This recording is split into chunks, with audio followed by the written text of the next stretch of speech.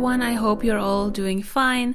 Welcome back to a new episode of the heartpanorama podcast. I'm your host Michelle, and today's episode is part 2 of my topic blog about TV content. If you missed last week's episode where I reflected on how the consumption of TV content has changed over the years, be sure to catch up on it after this episode. I will link it in the description. As announced in the previous episode, I would like to share some recommendations of TV series and films that I've enjoyed on diverse streaming platforms. By the time I'm recording this, pretty much everyone is still in quarantine and looking for something to do at home, so I thought a few recommendations of series or films might help with the boredom, I guess.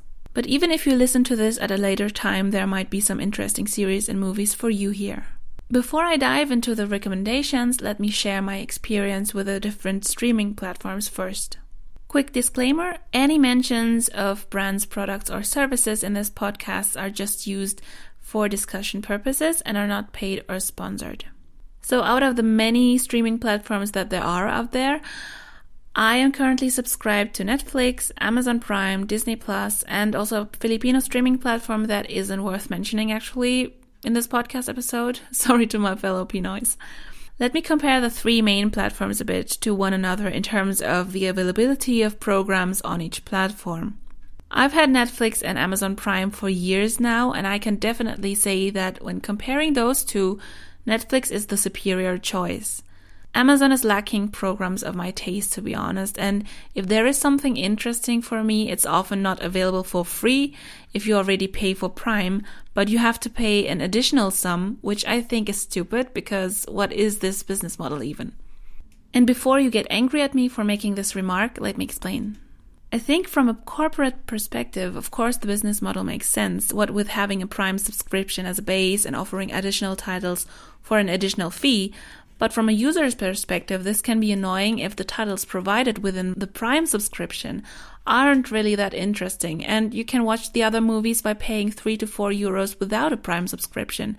So where's the additional benefit? I personally only keep my Prime subscription because of the other benefits it offers, such as faster delivery of products. Netflix, on the other hand, has had way more interesting content for my taste in the past few years. I've been subscribed to Netflix for almost 3.5 years now. However, I feel like the range of programs available on Netflix has deteriorated lately.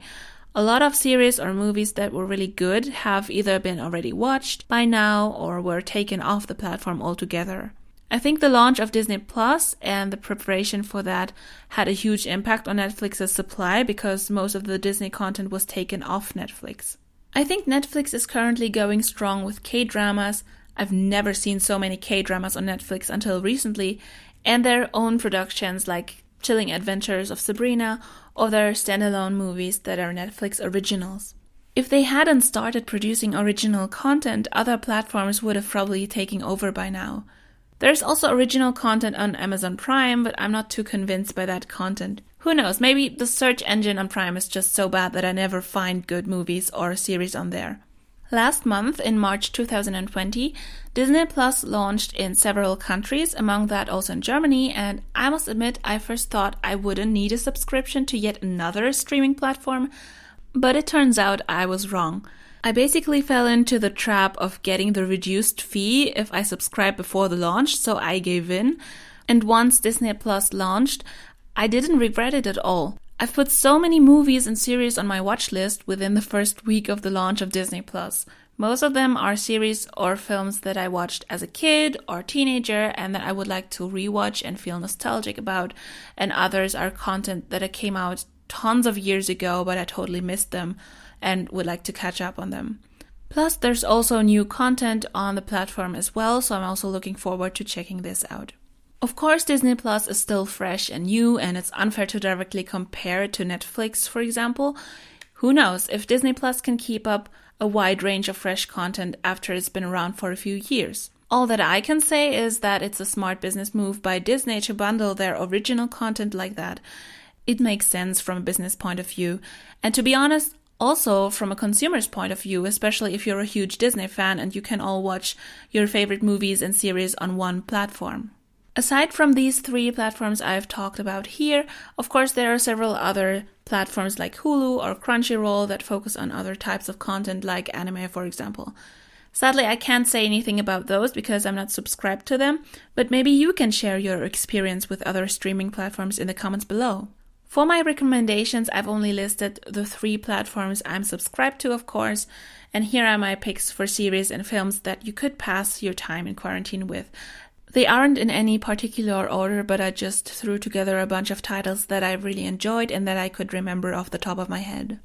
And also it's just a mix of series and movies that are platform originals, but also series and movies that you might have seen on TV before and that were only later added to the streaming platforms. Let's start with Netflix. For the series, I wrote down Suits.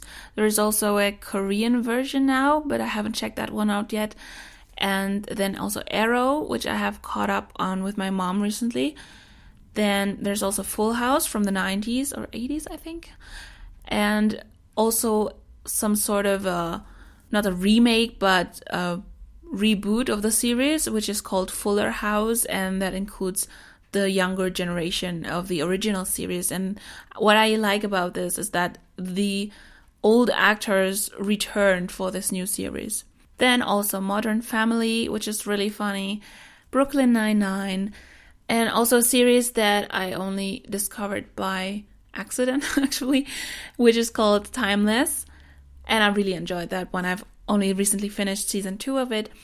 What I can also recommend is the Netflix original series, Chilling Adventures of Sabrina, and also a bunch of K-dramas. Like I said, there are currently a lot of K-dramas on there, and I've recently watched The Secret Life of My Secretary and Radio Romance, for example.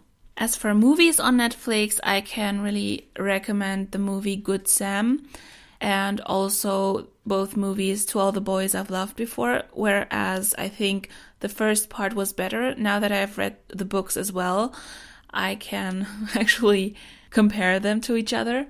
And I think the film adaptation of the first book was actually better, but still the second movie is alright. Apart from that, I enjoyed a lot of Christmas movies on Netflix, but if you don't want to watch Christmas movies in April or May, then I don't know. It feels weird suggesting Christmas movies in April, so I will leave it at that.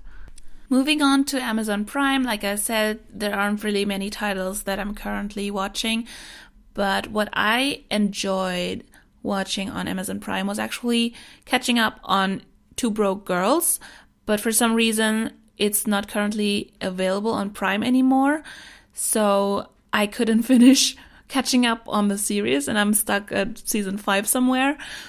And another series that I started on there, and that is actually quite intriguing, at least at the beginning, is The Bold Type. And another series that I watched on TV a few years back and that I just discovered on Amazon Prime is Being Human, which is also a very interesting series, I think, and maybe I might rewatch that one. As for films, I don't really watch any movies on Amazon Prime, but I saw that The Hunger Games are on there and I have them all on DVD. I really enjoyed these movies back when they came out, so if I had to suggest any movie on Amazon Prime, I would suggest The Hunger Games. As for Disney Plus, I actually started rewatching 3 series at the same time, which are Wizards of Waverly Place, Lizzie McGuire, and That's So Raven. And I think it's great that I can rewatch series that I've watched like 15 to 20 years ago, and I kind of remember the plot, but I don't remember the exact details of each episode, so it's still fun to watch these series. Regarding films on Disney Plus, I would like to rewatch The Cheetah Girls, which I really loved growing up, and I also rewatched the Aladdin remake that came out last year. And I also want to rewatch the classics of Pocahontas and maybe check out some of the new movies and series that are on the platform. Among the new series I'd like to check out soon is actually High School Musical, the series. I hope I got the title right.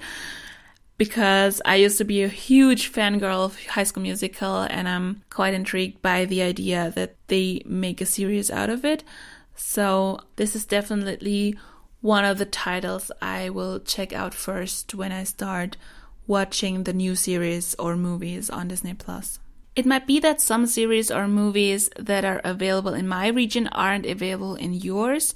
And if that's the case, please refrain from watching them on other platforms where content is illegally uploaded, such as episodes on YouTube that have been uploaded by users who don't really have the rights to the series or films. Supporting users like that hurts the producers and creators a lot and can do their business a serious damage. That said, now I want to hear from you in the comments. What platforms are you subscribed to and what series or movies can you recommend on there? Also, if you check out any of my recommendations, please let me know what you thought of them too, so we can discuss them together. I hope you enjoyed this topic block on TV content in this episode and the last episode. And next week's podcast episode will start a new topic, which will be social media. I know I've addressed social media related aspects in earlier episodes already, but I promise I'm focusing on different aspects in the next week's podcast. Thank you for listening to this podcast. Please leave a like if you enjoyed the episode and leave a comment to continue the discussion below. Also, please subscribe and activate the notification bell to stay tuned. Until next time, stay safe and healthy. Talk to you soon. Bye.